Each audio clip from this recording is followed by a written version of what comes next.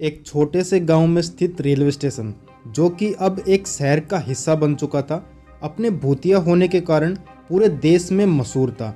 ये स्टेशन अपने अजीबोगरीब इतिहास के लिए जाना जाता था, जहां पिछले 42 सालों से कोई भी रेलगाड़ी नहीं रुकी थी। आज हम आपको बताने जा रहे हैं इस स्टेशन की डरावनी कहानी, जो एक लड़की की आत्मा से जुड़ी है। ये बात करीब 80 साल पहले की है, जब रेलवे स्टेशन अभी एक नए नए बसाए गांव का हिस्सा था। उस गांव में एक खूबसूरत और चंचल लड़की निवास करती थी, जिसका नाम राधिका था।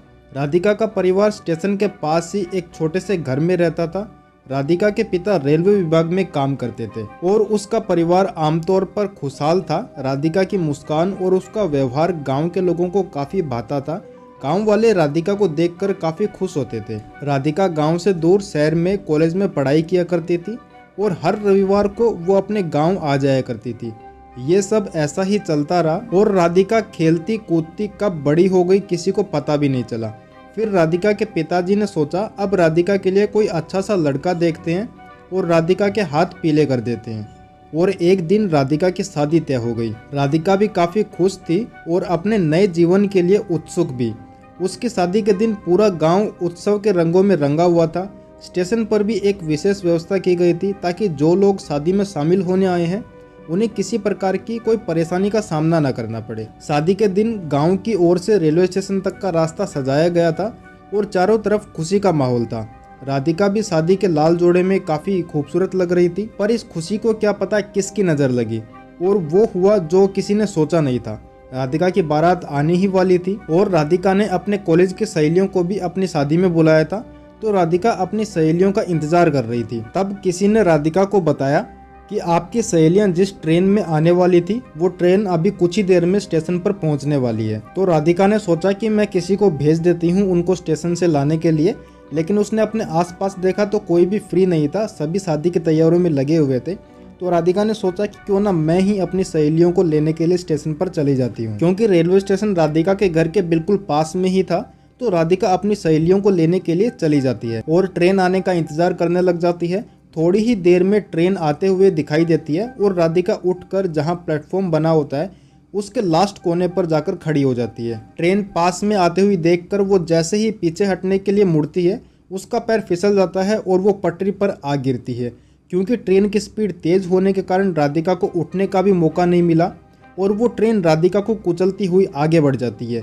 ये घटना इतनी भीषण थी कि राधिका की मौके पर ही मौत हो गई। गाँव में जहाँ खुशी का माहौल चल रहा था, तुरंत ही गांव में मातम छा गया और पूरे गांव में लोग सदमे में थे। पर होनी को कौन टाल सकता है। ये सदमा राधिका के घर वाले सहन भी नहीं कर पाए और वो भी ये गांव छोड़कर चले गए। और टाइम ऐसे ही निकलता गया। पर थोड़े दिनों बाद रेलवे स्टेशन पर किसी लड़की को लाल शादी के जोड़े में देखा गया। लोगों ने देखा कि वो लड़की कभी किसी ट्रेन के पीछे भाग रही है, कभी उस लड़की को वहां लगी कुर्सियों पर बैठा देखा गया। वो राधिका की आत्मा थी जो सबको दिखाई देती थी।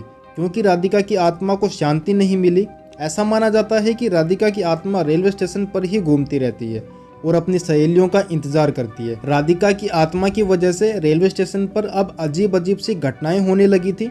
रात के समय स्टेशन पर अजीब अजीब आवाजें सुनाई देने लगी थी। सालों बीत गए, लेकिन राधिका की आत्मा को शांति नहीं मिली। धीरे धीरे स्टेशन पर लोगों की संख्या कम होने लगी।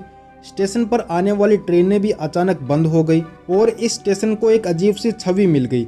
अब ये स्टेशन पूरी तरह से सुनसान हो गया था और इस रेलवे स्टेशन को बंद कर दिया गया। समय के साथ रेलवे स्टेशन की भूतिया कहानियां स्थानीय कहानियों में बदल गई। फिर एक दिन एक युवा पत्रकार अर्जुन इस रहस्यमय स्टेशन की कहानी पर रिसर्च करने आया। अर्जुन ने सुना था कि रेलवे स्टेशन पर पिछले 42 सालों से कोई ट्रेन नहीं रुकी है और ये कहानी उसे काफी दिलचस्प लगी। अर्जुन ने स्टेशन के इतिहास के बारे में जानकारी इकट्ठा की और स्थानीय लोगों से बात की। उन्होंने जाना कि राधिका की आत्मा की वजह से ये स्टेशन अब भूतिया माना जाता है। अर्जुन ने तय किया कि वो इस रहस्य को सुलझाएगा और राधिका की आत्मा को शांति देने का प्रयास करेगा। अर्जुन ने स्टेशन पर रात बिताने का फैसला किया। वो पूरी रात स्टेशन के प्लेटफॉर्म पर तैनात रहा। अचानक रात के समय उसने महसूस किया कि कोई ठंडी हवा उसे छू रही है और चूड़ियों की खनक सुनाई दे रही है। अर्जुन ने अपने कैमरे में रिकॉर्ड करना शुरू किया और देखा कि स्टेशन की दीवारों पर अजीब सी रोशनी चमक रही थी और लाल शादी के जोड़े में किसी लड़की को कुर्सी पर बैठा देखा। पर अर्जुन डरता नहीं, और अपना काम करता रहता है। अर्जुन ने कई घंटों की मेहनत के बाद एक पुराना खाता और दस्तावेज खोजे जिसमें राधिका की शादी और उसके दुखद मौत के बारे में जानकारी थी। उसने ये भी पाया कि राधिका की शादी की रस्में पूरी नहीं हो पाई थी और उसकी आत्मा को शांति पाने के लिए एक अंतिम पूजा की आवश्यकता थी। अर्जुन ने गांव के लोगों से संपर्क किया और उन्हें राधिका की आत्मा को शांति देने के लिए एक विशेष पूजा करने के लिए मनाया। गांव के लोग और अर्जुन ने मिलकर राधिका की आत्मा की शांति के लिए पूजा आयोजित की। पूजा के बाद स्टेशन पर अजीब घटनाओं की मात्रा कम हो गई और धीरे धीरे स्टेशन पर ट्रेनें रुकने लगी। राधिका की आत्मा को आखिरकार शांति मिली और स्टेशन को फिर से सामान्य स्थिति में लाया गया। अर्जुन की यह खोज और राधिका की आत्मा को शांति देने की प्रक्रिया ने रेलवे स्टेशन की रहस्यमय छवि को खत्म कर दिया।